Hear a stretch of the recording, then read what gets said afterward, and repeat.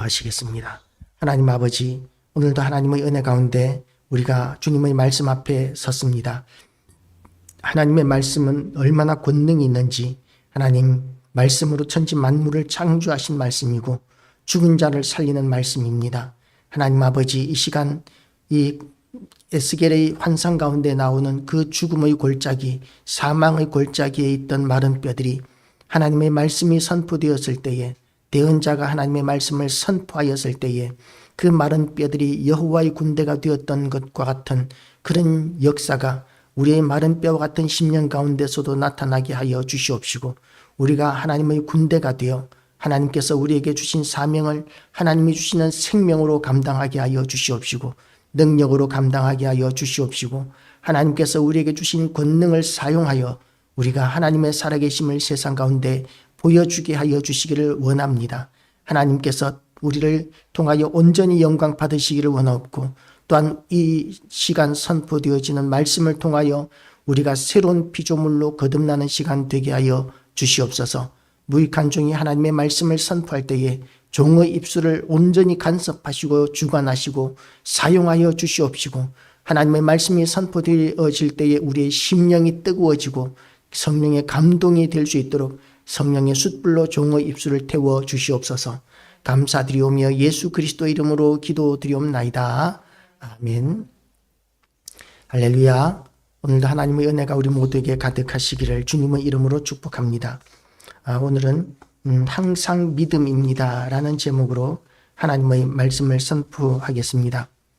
갈라디아 교회는 이제 그 이방인, 그러니까 이방인들이 섞여 있는 그런 교회였던 것 같습니다. 그런데 원래 처음 초대교회는 유대인들만의 교회였었습니다. 그런데 하나님께서는 바울을 통해서 이방인에게 또한 복음을 전하게 하시고, 빌립을 통해서 이방인 취급을 하던 사마리아에도 복음을 전하게 하시고, 그리고 또한 사도들을 통해서 이방인들에게 구원이 일어나는 그런 역사들을 많이 보여주셨는데, 베드로를 통해서 또한 백부장의 가정에 구원이 임하게 되고, 이렇게 하나님께서는 하나님의 성령을 통해서 이방인들에게도 복음을 전하고 성령의 역사가 나타나고 구원이 일어나고 교회가 세워지는 이런 역사들을 초창기부터 하셨습니다. 그런데도 불구하고 이 바울이 복음을 전함으로 말미암아 세웠던 갈라디아 지역에 유대 율법주의적인 기독교 신자들, 교사들이 들어오기 시작한 것이죠. 우리나라는 참 특이한 나라라고 하는데, 우리나라는 예를 들어서 불교가 들어오면은 샤머니즘적인 불교가 되고, 기독교가 들어오면 샤머니즘적인 기독교가 된다라고 이렇게 이야기들을 합니다. 그러니까 그 바탕을 완전히 버리고 나서 새로운 것을 받아들이는 것이 아니라, 우리나라는 보자기 문화, 그러니까 보자기 안에는 어떤 특별한 형체가 필요한 것이 아니죠. 어떤 모양이든지 간에 보자기 안에 다 담고 그냥 쌈에 묶으면 그냥 한 보따리 한 짐이 되는 그런 문화를 이제 우리는 보자기 문화라고 이렇게 이야기하는데, 우리나라는 그런 문화가 아주 강력하게 지배하고 있어서, 우리는 불교가 먼저 들어왔을 때는 불교가 이렇게 샤머니즘적인 불교가 되었는데, 유교가 들어왔을 때는 불교적인 유교, 그리고 또한 불교적인 기독교, 유교적인 기독교, 이렇게 우리나라는 너무나 쉽게 혼합되는 그런 문화가 있습니다. 유대인들도 그런 비슷한 성향이 있는 것이죠. 우리가 복음을 받아들이게 되었을 때에 유대인들도 온전한 복음을 있는 그대로 받아들이고 과거에 잘못된 것들을 다 떨쳐버리는 것이 아니라 그것까지 다 엄어서 함께 융합시키고자 하는 그런 마음들이 있었던 것입니다. 예전에 어떤 사람과 이제 그 미신에 대한 그런 그 토론이 있었습니다. 우리나라에 그 점집이 얼마나 많은지 아느냐, 무당이 얼마나 많은지 아느냐고 하면서 그런 것들을 추종하는 것은 잘못된 것이다 라고 이렇게 이야기를 하는데, 그게 우리나라 전통 문화지 않느냐, 그렇게 또 그쪽은 주장하더라고요. 전통 문화와 악습은 다른 것입니다. 옛날 것이라고 해서 다 좋은 것이 아니라 옛날 것도 버릴 것은 버려야 합니다. 우상숭배, 미신 이런 것들은 악습이라고 보아야 하지 전통 문화라고 보아서는 안 되는 것이죠. 그렇게 우리가 버려야 할 것이 있고 가지고 가야 할 것이 있는데, 그런데 갈라디아 교회는 그런 유교적인 유대 율법주의적인 문화가 없었음에도 불구하고 복음이 유대에서 들어왔기 때문에 유대에서 온 유대 율법주의에 대해서 무시하기 어려웠던 거예요. 우리가 처음 예수를 믿게 되면 이 복음이 너무나 쉽다는 그런 생각을 하게 될 때가 있습니다. 너무나 쉽고 시시하다는 생각을 하게 될 때가 있어요. 제가 이렇게 어릴 때만 해도 이렇게 주일학교 잠깐 다닌 적이 있었는데, 저는 본격적으로 신앙생활 한 거는 고3 올라가기 직전부터 1월 달부터 이렇게 교회를 열심히 다니기 시작했었는데, 그런데 이제 초등학교 때 주일학교 이렇게 가고 이럴 때 우리 사남매는 주일학교를 열심히 다녔는데, 그런데 셋째 동생이 이제 너는 어머니가 이렇게 가르치셨어요. 너는 학교 가니까 이제 교회는 다니지 마. 그렇게 이야기를 하신 거예요. 우리는 어머니 말씀을 잘 안 들었는데, 셋째는 얼마나 잘 들었는지, 이제는 교회는 졸업한 거야. 이제는 학교 입학한 거야. 그러면서 이제 교회를 안 다니고, 지금까지도 안 다니고 있는 셋째 동생은 이제 예수 안 믿고, 큰 누나도 그쪽은 이제 시골이라서 교회가 없으니까, 너무 오지니까 시골이 인구도 많지 않고 그러니까 교회도 없어요.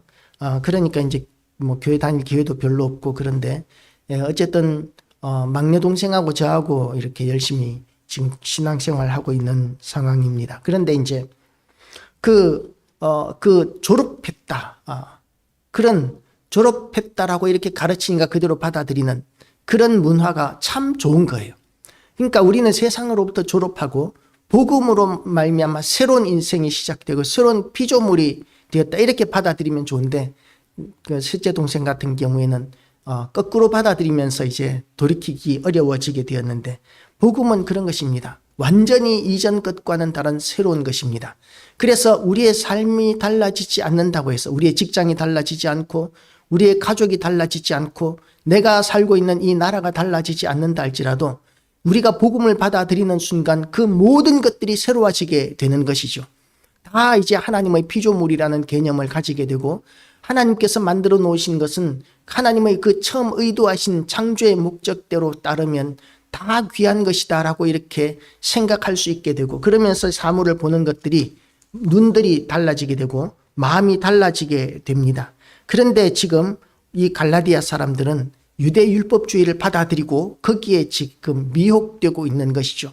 우리나라는 굉장히 사기 범죄가 많다고 합니다. 사기 범죄가 많은 이유가 뭐냐 하면, 다른 사람들의 말을 너무 쉽게 잘 듣는다는 거예요.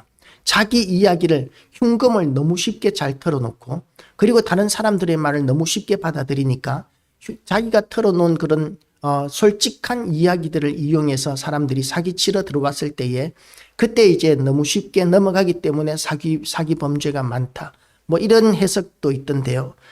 그걸 또 거짓말하는 것에 대해서 그렇게 큰 죄, 거짓말 정도는 그렇게 큰 죄가 아니다라고 생각하는 그런 문화도 있는 것 같습니다.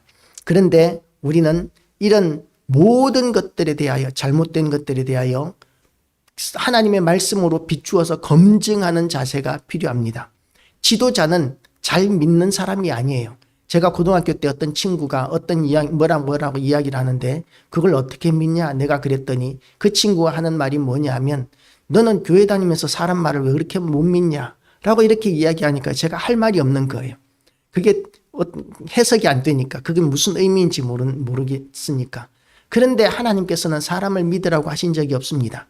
하나님을 믿으라고 하셨지 사람을 믿으라고 하신 적이 없고, 또 다른 어떤 우상도 믿지 말라고 하셨는데, 섬기지도 말라고 하셨는데, 그런데 예수 믿는 사람이기 때문에 무조건 다 믿어야 된다. 아닌 거예요. 우리는 하나님을 믿는 사람이고 예수 그리스도를 믿는 사람입니다. 그런데 갈라디아 사람들은 지금 거짓 선생들, 유대 율법주의자들이 들어와서, 우린 또 예수 믿는데 예수만 믿어서는 안 돼, 예수님만 믿어서는 안 되고 율법도 지켜야 돼 라고 이렇게 가르치고 있는 거예요. 그러니까 이제 갈라디아 사람들아, 예수 그리스도께서 십자가에 못 박히신 것이 너희 눈앞에 밝히 보이거늘 누가 너희를 꾀드냐 라고 이렇게 하면서 갈라디아 교인들을 책망하고 있는 것이죠. 2절도 마찬가지입니다. 내가 너희에게서 다만 이것을 알려 하노니 너희가 성령을 받은 것이 율법의 행위로냐 혹은 듣고 믿음으로냐. 그러니까 하나님께서 초대교회와 지금도 성령을 얼마나 물 붓듯이 부어주고 계시는지 모릅니다. 하나님께서는 지금도 우리에게 성령을 부어주고 계시고 초대교회에도 강력한 성령의 역사가 엄청나게 많이 나타났었는데 그것이 율법을 지켰기 때문에 나타나는 것이 아니라 하나님께서 믿음으로 말미암아 은혜로 베풀어 주신 것이죠. 그래서 우리에게 예수님께서도 주신 말씀이 뭐냐면 찾는 자가 찾을 것이고 두드리는 자에게 열릴 것이고 구하는 자가 얻을 것이라고 그렇게 말씀하셨는데 그렇게 찾고 두드리고 구하는 그 주체가 뭐냐 하면 그것이 성령입니다. 우리는 성령을 찾고 구하고 두드리는 그런 간절한 사모함을 가지고 있어야 하는데 그런 사모함을 가지고 있을 때 하나님께서는 성령을 선물로 주시는 것이죠. 우리가 달라고 한다고 주시는 것이 아니라 달라고 했기 때문에 주시는 것이 아니라 너무나 가지고 싶어하는 그런 소망을 가지고 있게 되면 하나님께서 우리를 불쌍히 여기시고 이것이 얼마나 귀한 것이기 때문에 성령이 너무나 귀한 것이지 않습니까? 성령은 하나님 자신이십니다. 하나님 자신을 내어주시는데 구하지도 않고 원하지도 않는데 귀한 줄도 모르는 사람에게 그렇게 막 부어주시는 경우는 거의 없습니다. 하나님의 어떤 섭리의 역사에 따라서 때로는 필요에 의해서 강권적으로 그런 믿음이 없는 곳에서 역사하실 때도 있지만 왜냐하면 하나님께서는 또한 믿음에 구속되시는 분도 아니시거든요. 하나님은 전지전능하시기 때문에 어떤 것에도 구속되시지 않습니다. 다만 믿음을 기뻐하실 뿐이죠.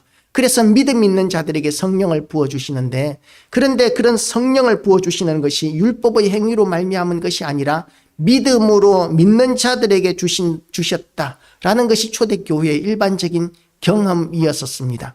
우리도 예수 믿으면 우리도 성령 충만함을 받는 것이 참 중요합니다. 홍무순 목사님이라고 홍무순 목사님이신데 성령론의 대가가 있으신데 그분의 책을 읽어보면 이제 우리는 예수 믿는 것 자체가 성령으로 말미암아 믿게 되는 것이죠. 성령께서 우리에게 믿음을 주시지 않는다면 우리는 예수 그리스도를 믿을 수 없습니다.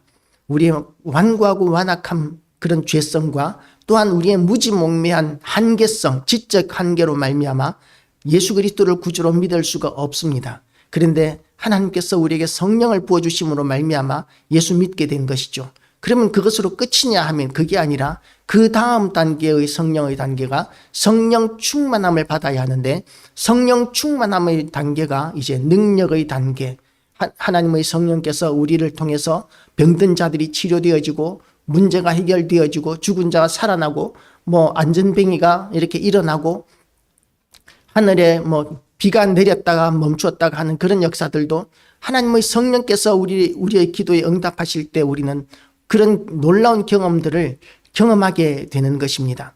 그래서 우리는 성령 충만함을 받는 것이 중요하고 성령 충만함은 우리가 예수 믿던 그 이후부터는 끊임없이 평생 동안 성령 충만함을 구해야 하고 사모해야 합니다.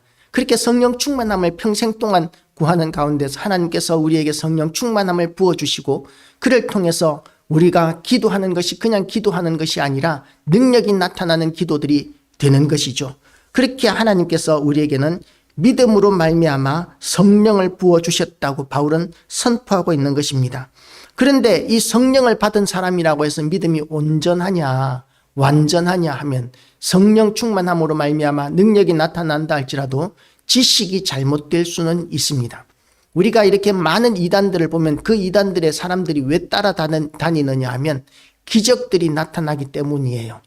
우상 숭배하는 사람이라고 해서 기적이 나타나지 않는 것이 아닙니다. 예전에 제가 아주 어릴 때 악령의 숨소리라는 그런 기록 영화를 극장에서 본 적이 있었는데 그런데 이제 카메라맨이 켜져 있는 앞에서 그 원주민 무당이 기도를 하는데 서서 이제 나무 밑에서 기도를 하는데 나무 밑에서 막 기도하면서 몸을 사시나무 떨듯이 떨더니 나무 위로 이렇게 붕 몸이 떠오르는 걸 카메라로 이렇게 잡은 걸 본 적이 있어요. 지금이야 이제 어떤 특수 효과라든지 이런 것들이 있는데 그때는 이제 그런 것들도 없는 시절이었어요. 지금으로부터 한 50년 전의 이야기니까요. 그런데 그런 것과 마찬가지로 모세가 지팡이를 던졌을 때에 바로의 술사도 지팡이를 던져서 뱀을 만들었던 것을 우리는 성경에서 보고 있지 않습니까? 악령들에게도 마귀들에게도 제한된 능력들이 있는 거예요. 물론 하나님의 능력과 비교할 수는 없지만 그런 능력들이 나타나는데, 그런 능력들 때문에 박태선 전도관이라고 그랬다가 천부교라 그랬다가 지금도 아직 있는지는 모르겠는데 그런 것들이 있고, 또 통일교에도 그런 기적을 체험한 사람들이 많이 있고, 무당을 찾아가도 또 점집에 찾아가도 신기한 그런 일들을 경험하게 되는 사람들이 있기 때문에 거기를 추종하는 것이죠. 그런데 그런 곳에서는 그런 기적이 나타난다고 해서 그러면 하나님께 대한 온전한 믿음이 있느냐 하면 믿음과는 전혀 상관없는 그런 역사고, 생명과도 상관이 없고 구원과도 상관이 없는 역사입니다. 그것은 사탄이 우리를 미혹하기 위해서 사용하는 그 속임수일 뿐이지, 우리를 지옥으로 끌고 가기 위한 어떤 능력일 뿐이지 우리를 구원하기 위한 능력이 아니라는 점에서 기적이 나타난다고 거기에 온전히 우리가 미혹되는 것이 아니라 우리가 붙들어야 하는 것은 하나님의 말씀, 예수 그리스도 십자가 구원, 그걸 붙들어야 우리가 헷갈리지 않게 되는 것입니다. 많은 이단들이 이제 그 하나님의 말씀을 왜곡시킵니다. 이슬람 같은 경우에는 이슬람은 하나님이 한 분이신 것을 믿어요. 근데 뭘 안 믿느냐 하면 삼위일체를 안 믿어요. 예수님이 하나님의 아들이시고 또한 성자 하나님이신 것을 안 믿고 성령 하나님을 믿지 않습니다.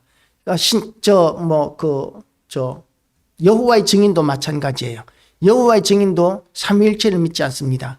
예수님이 하나님의 아들이시고 성자 하나님이신 것을 믿지 않고 성령이 계시다는 것을 믿지 않습니다. 성령은 그냥 하나님의 능력일 뿐이지 성령이 따로 계시는 것이 아니다 라고 이렇게 주장을 하죠. 우리는 삼위, 성부, 성자, 성령, 하나님이 삼위가 계시는데 하나님은 한 분이시다 이렇게 믿습니다.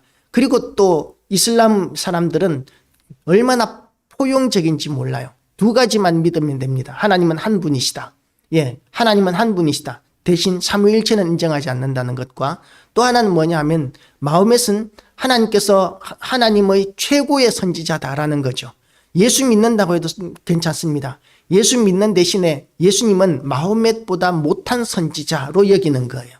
그렇게 이제 이슬람교에서는 예수는 하나님의 아들이신 것과 삼위일체 되신 하나님이시라는 것, 우리를 위한 그리스도시라는 것을 주장하면 마호멧과 비교할 수 없는 너무나 존귀한 자로 여기기 때문에 그래서 예수 믿는 사람들을 용서할 수가 없는 것이죠. 다른 모든 종교들이 마찬가지입니다. 예수 그리스도가 하나님의 아들이신 것과 또한 삼위일체 되신 하나님이신 것을, 성자 하나님이신 것을 인정하는 것이 얼마나 중요한 이야기인지 몰라요.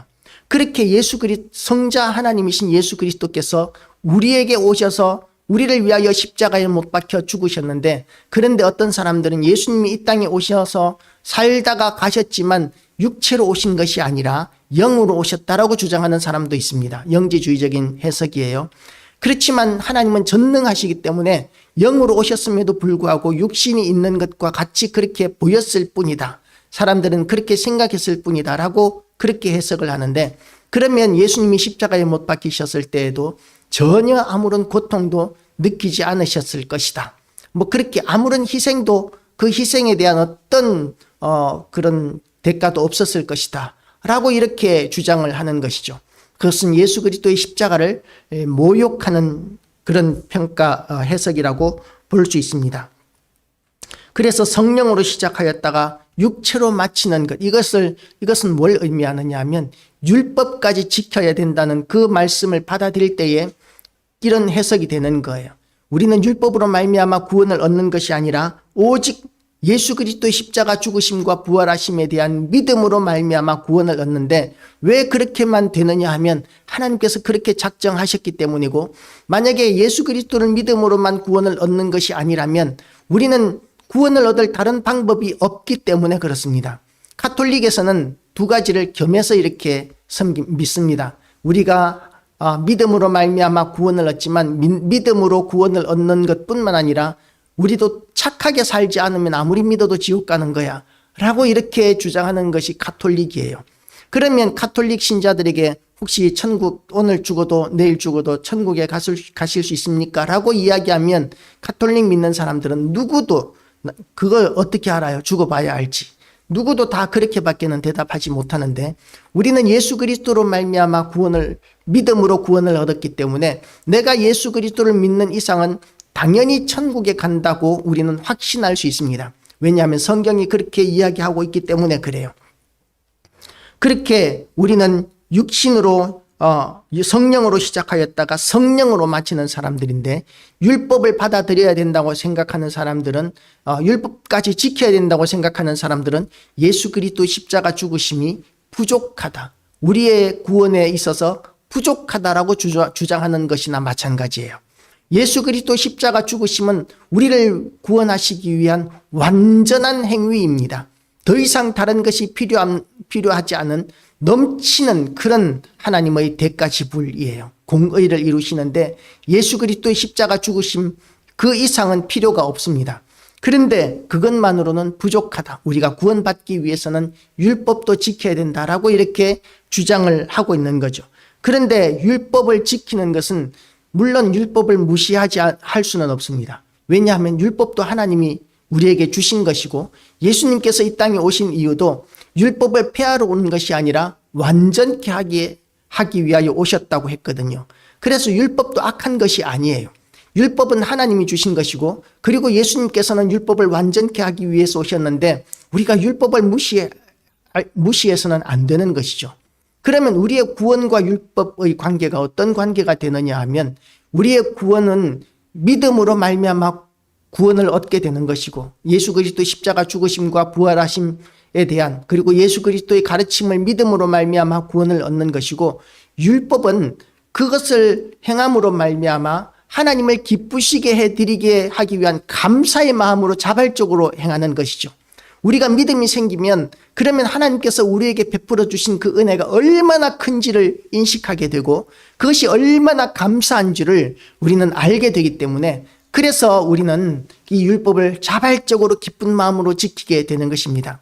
제가 이 교회에 올 때 전에 있던 교회 담임 목사님께서 이 교회를 리모델링 하기 위해서 한 2달 동안 한 달 보름 정도 그야말로 골병이 들 정도로 같이 이렇게 직접 함께 리모델링을 했었어요. 누구한테 발주를 준 것이 아니라 이게 전부 다 그야말로 폐가 비슷한 그런 건물이었는데 이걸 이제 목사님과 성도 몇 사람이 한 달 반 정도 비용을 대가지고 이렇게 재료만 사가지고 직접 손수 이렇게 리모델링을 한 거예요. 전등도 다 바꾸고 천장 페인트 칠하고 방음 다 새로 하고 그리고 밖에 페인트 색칠 다 하고 또 저쪽 편으로는 또 뭐 다른 걸 갖다 붙이고 이 많은 이 공사를 하는데 한 달 보름 정도를 골병이 들어서 병원 그 공사가 끝나고 난 뒤에도 한참 동안 팔을 쓰지 못할 정도로 그렇게 고생을 해 주셨습니다. 그래서 저는 그 감사한 마음을 잊을 수가 없어요. 언제나 그 감사한 마음이 있어서 명절이 되면 이제 뭐 부족하지만 이제 선물을 하고 생신이 되면 또 선물을 하고 그렇게 하는데 그거 네 형편에 과하다 그만해라. 그 목사님은 그렇게 말씀하시지만 저는 그거 하면서도 부족하다고 이렇게 느끼는 거죠. 늘 감사하니까.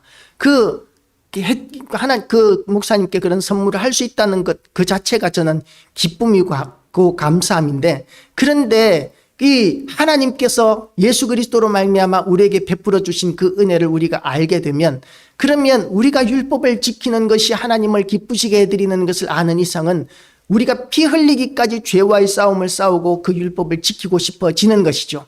그 율법의 일하는 것이 또 악을 행하는 것이 아니라 이 율법이 선을 행하는 것이지 않습니까?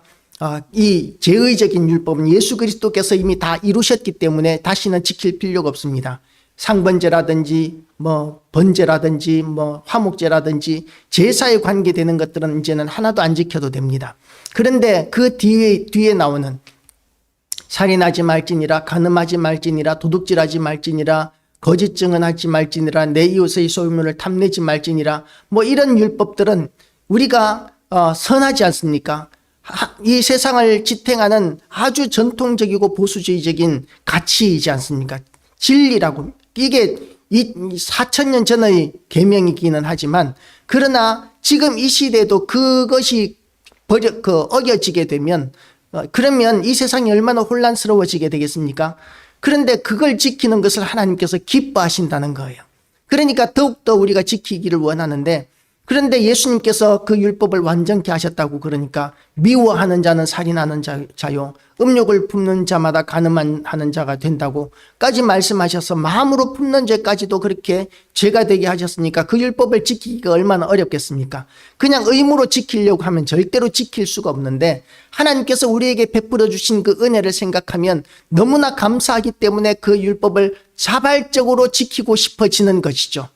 왜냐하면 하나님께서 우리에게 주신 사랑이, 그 은혜가 너무나 크기 때문에 우리도 하나님을 사랑하는 것이, 그것이 은혜를 아는 자, 예수 그리스도를 믿는 자에게 당연히 나타나는 반응이어야 하고, 그러면 우리는 당연히 율법을 지켜야 되는데, 그런데 율법주의자들은 율법을 지켜야 구원을 얻는다고 이야기하니까 그게 잘못된 거예요.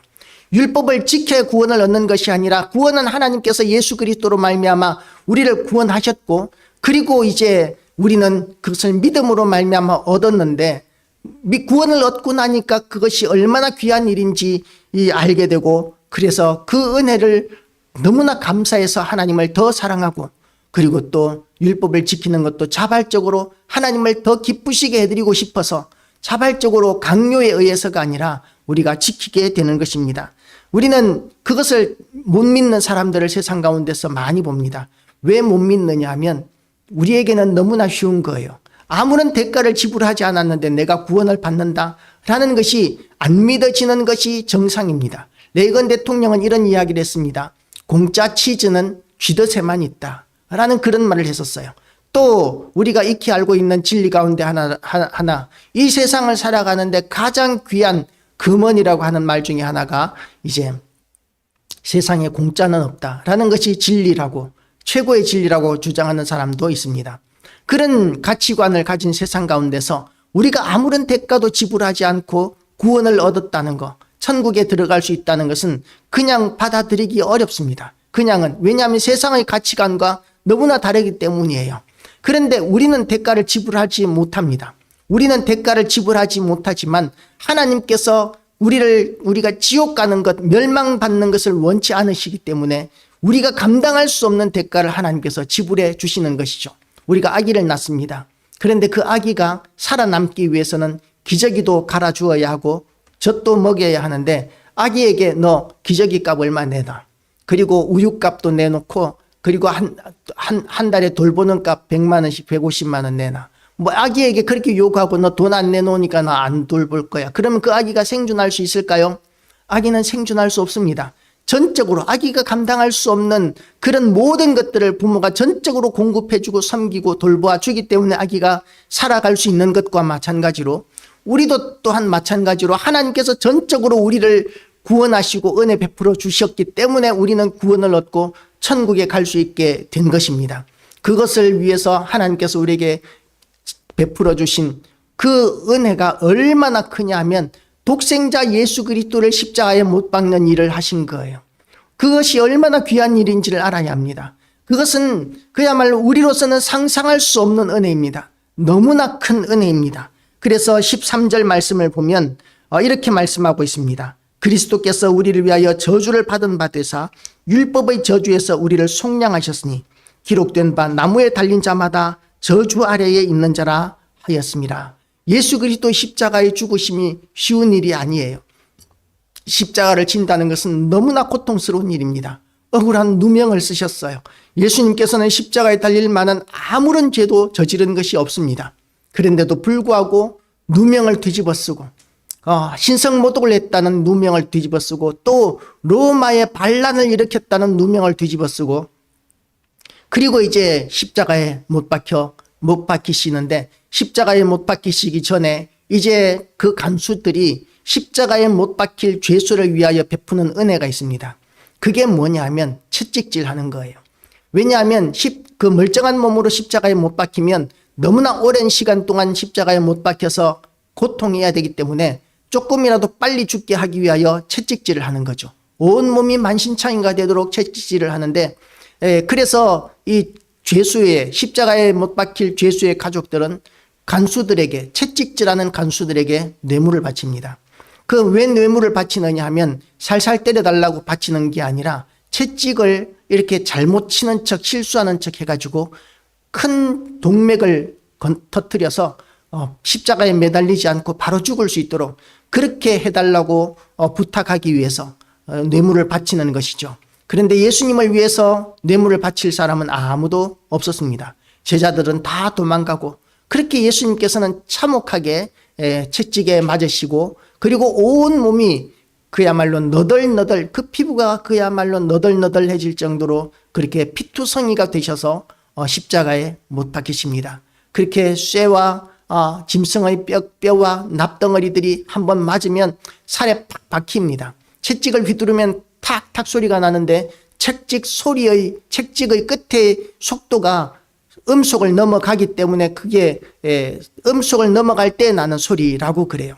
그런 것이 몸에 맞으면 그러면 몸에 그냥 박혀버립니다. 그리고 이제 채찍을 살 떼내는 것이 아니라 확 후려치면서 떼면 살점이 거기에 묻어 나오는 것이죠. 그래서 그런 채찍에 맞는 사람들은 뼈가 드러난다고 그래요. 살점이 뜯겨 나가서 뼈가 보일 정도로 그런 채찍에 맞고, 그리고 나서 십자가에 못 박히시게 되는 것입니다. 얼마나 심하게 채찍질을 당하시고 고난을 당하셨던지 다른 죄수들보다도 더 빨리 그렇게 돌아가셔야 할 만큼 예수님께서는 지극히 잔혹한 그런 그런 채찍을 맞고, 그리고 십자가에 못 박히셨습니다. 그런데 십자가에 못 박히시는 것이 무엇을 의미하느냐 하면 그것은 저주를 의미하는 거예요. 나무에 달린 자마다, 기록된 바 나무에 달린 자마다 저주 아래에 있는 자라 하였습니다. 유대인들에게 있어서 사람을 나무에 단다는 것은 그 사람을 저주하는 거예요. 송동호 교수님이라고 대구신학교 교수님이셨던 분이 성경 지리에 대해서 이렇게 강의하시는 것을 들은 적이 있습니다. 일반적으로 그런 강의를 하시는 분들이 없는데, 그런데 이제 모세가 광야에서 놋뱀을 든 것과 같이 인자도 들려야 하리라고 예수님께서 그렇게 말씀하셨는데, 그 놋뱀의 의미가 무엇인가에 대해서 그분은 이렇게 설명을 하셨습니다. 이스라엘 백성들이 불평불만을 많이 할 뿐만 아니라 그 우상숭배의 문화도 많이 가지고 있었어요. 그러니까 이스라엘 백성들이 출애굽해서 모세가 시내산에 십계명을 받으러 올라갔을 때에 그 백성들은 산 아래에서 뭘 하고 있었습니까? 송아지 형상을 만들어 가지고 우상숭배하고 있지 않았습니까? 그렇게 이 이스라엘 사람들은 하나님의 은혜로 말미암아 구원을 얻었지만, 그러나 우상숭배의 그 문화, 400년 동안 젖어 있던 에집트의 그 우상숭배의 문화를 다 내려놓고 나온 것이 아니라 가지고 나온 사람들이 많았다는 거죠. 그래서 귀중품이라든지 이런 것들도, 우상들의 장식품들도 굉장히 많았었는데, 그런 것들을 이제 모아가지고 그 송아지 형상의 우상을 만들었던 것이고, 그리고 가는 곳마다 그 시대의 문화는 땅의 우상이 따로 있다고, 땅을 지배하는 신이 지역마다 따로 있다고 그렇게 여겼었습니다. 우리나라도 성주신, 부엌신, 화장실 귀신, 이런 수많은 귀신들이 있지 않습니까? 구석구석에 그렇게 귀신이 있다고 생각을 하는데, 이스라엘 사람들도 그런 생각을 가지고 있어서 가는 곳마다 우상 숭배하는 마음들을 내려놓지 못하고, 그리고 이제 하나님을 원망했다는 것이죠. 그리고 이제 불뱀이 시내 광야에서 불뱀에 이렇게 수많은 사람들이 물려갈 때에 하나님께서는 놋뱀을 만들어서 창대 위에 달으라고 말씀하셨고, 그리고 이제 그 놋뱀을 바라보는 자마다 구원을 얻게 하셨습니다. 그게 무슨 의미냐라고 하면 그 지역은 놋이 많이 나는 지역이기 때문에 놋을 구하기 쉬웠고, 그리고 또한 그 지역은 또한 그 뱀신을 섬기는 문화가 있는 지역이 있다고 그래요.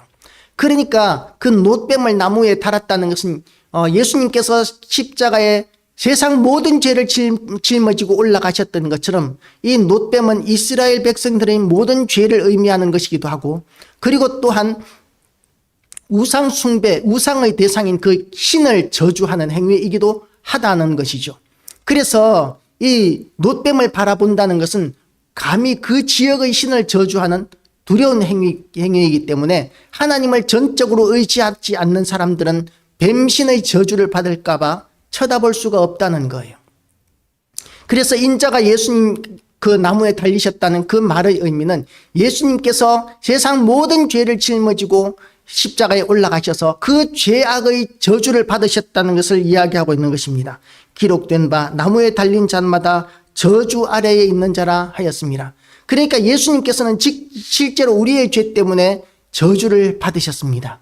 그렇게 저주를 받으셨고, 그리고 우리는 예수 그리스도의 십자가를 바라보면서 우리에게 베풀어 주신 그 은혜를 생각해야 할 뿐만 아니라 예수 그리스도를 십자가에 못 박은 나의 죄에 대한 저주하는 마음을 가져야 합니다. 내 죄가 얼마나 흉악하고 흉폭한 것인지를 우리가 인식하고 내 죄를 저주하지 않으면, 그러면 우리는 또다시 그런 죄에 빠질 수 있고 죄악의 삶에서 벗어나기가 어렵기 때문에 우리는 죄를 저주하는 그런 믿음도 우리는 가져야 하는 것이죠. 십자가를 바라보면서 우리를 위하여 못 박혀 죽으신 예수 그리스도의 그 은혜에 감사하고 찬양하고 예배하면서, 또한 우리를 예수 그리스도를 십자가에 못 박게 한 우리의 모든 죄악이 얼마나 가증하고 흉측한 것인지, 얼마나 우리 그 중요한 문제인지, 심각한 문제인지를 인식하고 저주할 줄 알면, 그렇게 우리가 날마다 죄악을 저주하면서 우리가 어떻게 죄를 짓겠습니까? 그래서 우리는 예수 그리스도께서 우리에게 베풀어 주신 그 은혜에 감사할 뿐만 아니라 우리가 얼마나 절망적인 상황 가운데서 살았고, 하나님께서 우리를 구원하시기 위하여 그 지불하신 그 완성하신 그 공의가 얼마나 엄청난 대가를 지불하신 것인지를 우리가 다시 한 번 더 인식하고, 그리고 하나님께 감사하는 삶, 믿음의 삶, 하나님의 뜻대로 살아가고자 하는 헌신된 삶, 그런 삶을 우리가 은혜를 생각하면 저절로 사라질 수 있게 된다는 것을 알고, 우리가 오직 믿음으로 구원을 얻게 하신 그 하나님의 은혜를 다시 한 번 더 생각하는 이 예배 되시기를 주님의 이름으로 축복합니다. 기도하시겠습니다. 하나님 아버지, 우리는 행위로가 아니라 믿음으로 말미암아 구원을 얻게 하셨음을 감사드립니다. 우리가 만약 행위로 구원을 얻고자 했다면 우리는 구원 얻을 사람이 한 사람도 없었을 것인데, 하나님께서 우리에게 베풀어 주신 그 예수 그리스도로 인한 믿음으로 말미암아 구원 얻는 길을 열어주셨기에 우리가 구원 얻게 되었음을 알게 되었습니다. 하나님, 감사와 찬양과 경배를 올려드립니다. 이제는 우리를 유혹하는 모든 세상의 죄에 대해서 그것이 얼마나 심각한 문제인지를 우리가 인식하고 죄를 저주할 줄 알게 하시고 미워할 줄 알게 하여 주시옵시고, 하나님 앞에 거룩함을 사모하는 삶을 살게 하여 주시옵소서. 하나님이 혐오하시는 동성애나 또는 어떤 그 차별금지법이나 하나님 아버지, 하나님을 대적하는 이 세상의 모든 악한 것들의 그 근원 가운데는 어둠의 영, 악한 영들이 작용하고 있다는 것을 우리가 알게 하여 주시옵시고, 하나님께서 우리를 위하여 만들어 놓으신 모든 창조 질서, 하나님의 영광을 위하여 만들어 놓으신 창조 질서를 회복하는 일에 또한 우리가 사명을 다하게 하여 주시옵소서. 모든 영광 하나님께 돌려드리오며 예수 그리스도 이름으로 기도드리옵나이다. 아멘.